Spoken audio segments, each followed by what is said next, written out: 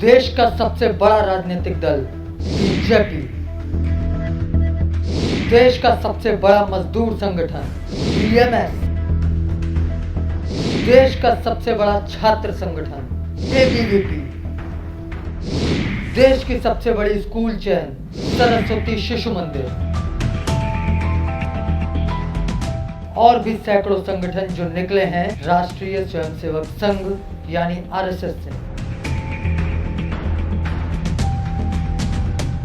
आज दुनिया के सबसे ताकतवर व्यक्तियों में गिने जाने वाले नरेंद्र मोदी हों या विश्व मंच पर हिंदी का डंका बजाने वाले अटल बिहारी वाजपेयी, सभी में अगर कोई एक बात कॉमन है तो ये कि वे सभी आरएसएस से निकले हैं।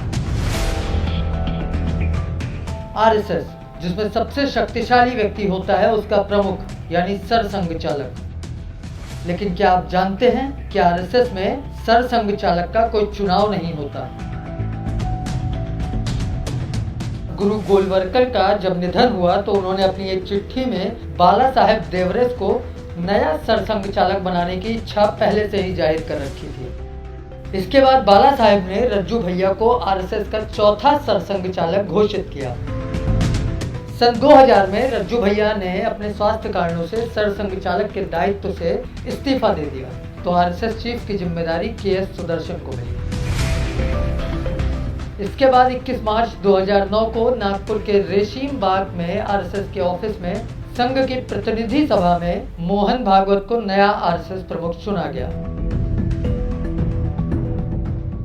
कई लोग आरोप लगाते हैं कि आरएसएस में लोकतांत्रिक व्यवस्था नहीं है।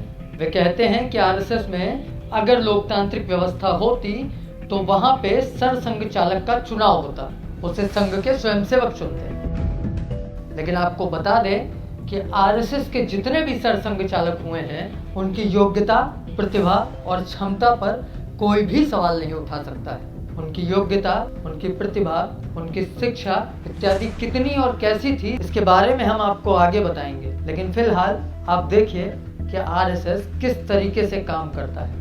आरएसएस की सबसे छोटी और सबसे महत्वपूर्ण इकाई होती है शाखा। आरएसएस से जुड़े हुए लोग बताते हैं कि अगर आप संघ को समझना चाहते हैं तो आपको संघ की शाखा में आना ही होगा और इसी शाखा से होती है संघ के स्वयंसेवक के व्यक्तित्व निर्माण की प्रक्रिया की शुरुआत। संघ का स्वयंसेवक किसी भी राजनीतिक दल में जा सकता है। उसके लिए बाध्यता नहीं है कि वो किसी खास राजनीतिक दल में काम करेगा। ऐसे कई स्वयंसेवक हैं जो भारतीय जनता पार्टी के अलावा दूसरे राजनीतिक संगठनों में भी काम कर रहे हैं। हालांकि संघ का कहना है कि वो सिर्फ एक विचार देता है कि देश को सबसे पहले माना जाए, देश से पहले किसी को भी न माना जाए, ना ही किसी दल को, ना ही किसी विचार को, ना ही किसी संगठन को, ना ही किसी धर्म को, ना ही किसी जाति को।